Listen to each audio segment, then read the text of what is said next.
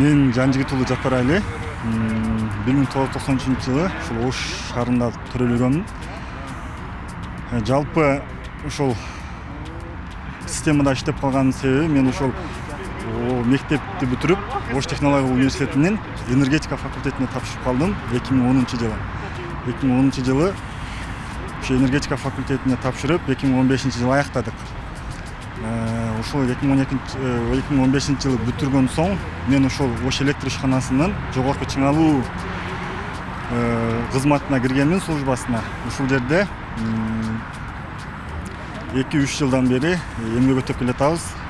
Бул жерде жумуш жөнүндө айтып кеткен болсом, бул жумуш ушул жогоруда көрсөтүп кеткендей эле жогорку чыңалуу тармагы башка бир системадагы тармактарга салыштырмалуу бир аз жумуш оорураак десем дагы болот.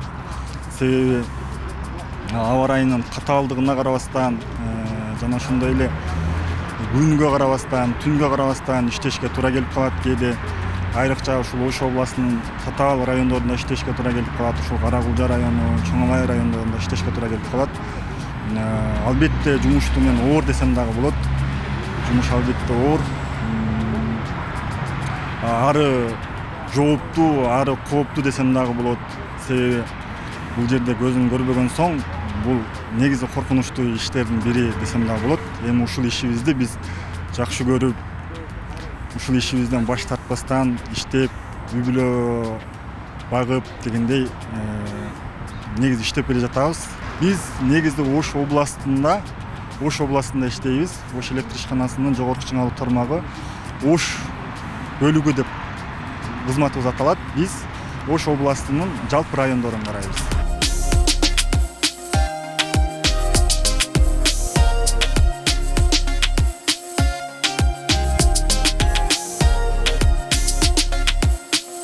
Биз бала кезибизде бизде жогоруда иштеш, бийиктикте иштеш менин негизи максатым эле, ачыгын айтсам.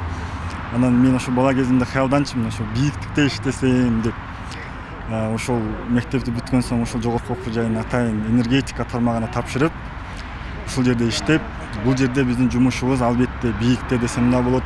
Биз жерден 22 метр, даже 26 метр, 36 метрге чейин бийиктикте иштейбиз. Ошентсе дагы бизге бийиктик бул коркунуч эмес десем болот. Айтып кетсем, өзүмдүн кесибимди аябай жакшы көрөм, аябай сүйөм десем болот ооба.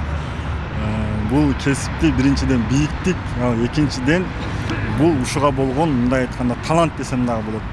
Бул да көпчүлүк адамдар бийиктикте иштөөдөн баш тартышат, кимдир бирөө үчүн коркунучтуу десем болот. Ал эми жалпы мен өзүм жөнүндө айта турган болсом, бул бийиктик, бул жактагы чоң чыңалуу, бул биздин негизги максат, негизги ишибиз.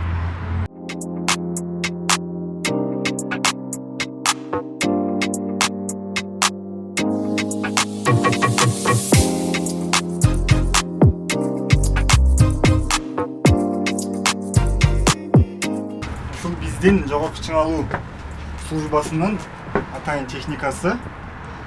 Биз ушул жерде жашайбыз, мындай айтканда, бул биздин экинчи үйүбүз болуп калды.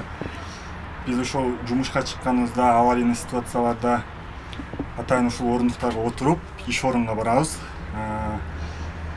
Андан кийин бул жер атайын биздин бул жак уктоочу бөлмөбүз, ага чейинки. Биз бул жерде жалпы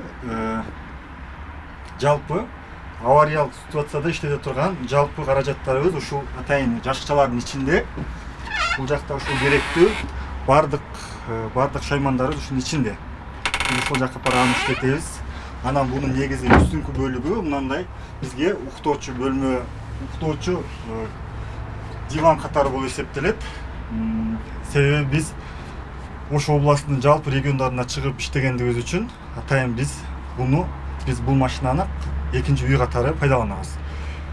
Бул жер биздин атайын орундуктарыбыз. Бул жакта балдар üşөөсүн үчүн атайын печкалар бар, машинанын атайын печкалары бар. Ушул жерде кышкысын жылытабыз. Ал бул жакта биздин атайын ушул алды менен байланыштуу атайын рацияларыбыз, ошондой эле кандайдыр бир неме учур болуп калган болсо, биз ушундай дары дармек уктап калсак, бул биздин аптечкаларыбыз. Ошондой эле бул биздин уктоочу бөлмөбүз десек болот.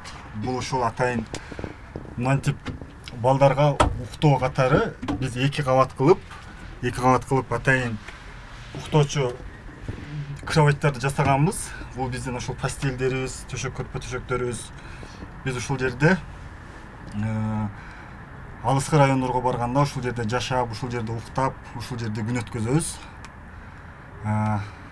Бул жер болсо биздин ошол атайын региондорго чыкканда бизге ашкана катары колдонуучу ошо газ, казан аяктары ушул жерде турат десем болот. Тамак ашыбыз сөзсүз түрдө биз өзүбүз жасайбыз. Себеби райондорго чыгып иштегенде бизде бригадада маселен 6 киши боло турган болсок, бардыгыбыз эркек кишибиз. Ошон үчүн өз алдынча тамак ашка керектелүүчү каражаттардын баарын алып, өзүбүз тамак жасап, өзүбүз ушул жерде тамактанып, ушул жерде уктап, ушул жерде жумуштарды бүтүрүп келебиз.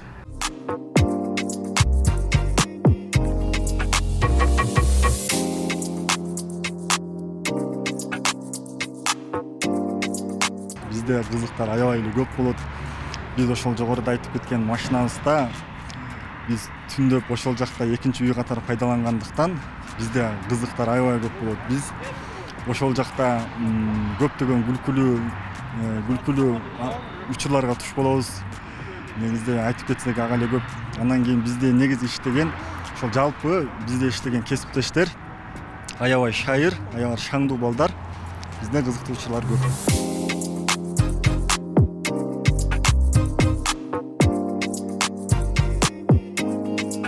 Бизде айрыкча түшүп түндөсү кечиндеси иштегенде, анан ушундай аба ырайынын катаал, суук, анан жамгыр жаап жатканда иштөө биз үчүн аябай түшүк. Себеби биз ачык жерде иштеген үчүн үстүбүз суу болуп, анан эми биз темир, ушундай эле электр чубалгыларын кармап, муздак сызымдарды кармап иштеген үчүн колубуздан муздак өтөт чындап. Суук, түшүктүү жагы көп эле болот. Бирок ошентсе деле биз ишибизди жакшы көрөбүз. Башкы максатыбыз ошол элге, жерге кызмат кылуу, жарык, электр энергиясын үзгүнтүккө учуратпастан толук түрдө жумуштарды так аткаруу.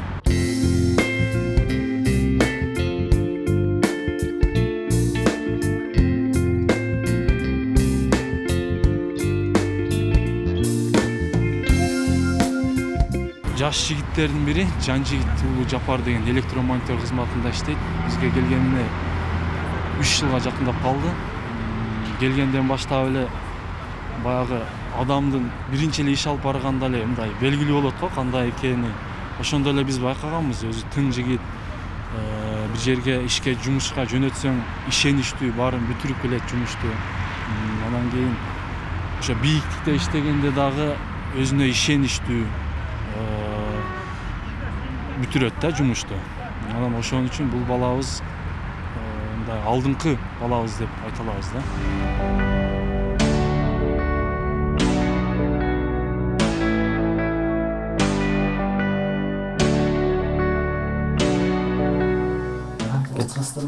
Geldiңби иштен? Жакшы иштеп келдиңби?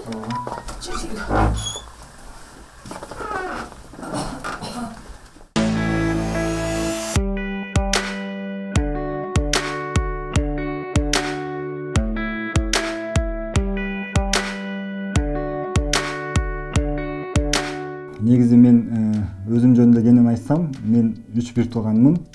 3-1 туугандын кичүүсүмүн. Мен кичүүсүмүн. Менден чоң 2 эжем бар. Алар ушул турмушта. Мен болсо ушул жеке ата-энем менен жашайм. Дем алыш күндөрү бизге 5 күндүк жумуш боло турган болсо, биз 2 күндүк дем алышта, андан сырткары жумушубуздан сырткары дагы биз көптөгөн иштер жасаганга жетишип калабыз. Аларга айта кете турган болсом, маселен, азыркы көп кабаттуу үйлөрдө монтаждоо жумуштарын, ошондой эле атайын жеке менчик үйлөрдү, жана ошондой эле жеке менчик бардык клиникаларды айтоо, бардык ошол электр энергиясы керектелүүчү баардык имараттарды ошол монтаждоо менен алектенебиз. Кудайга шүгүр, биз ошол Ош электр ишканасынан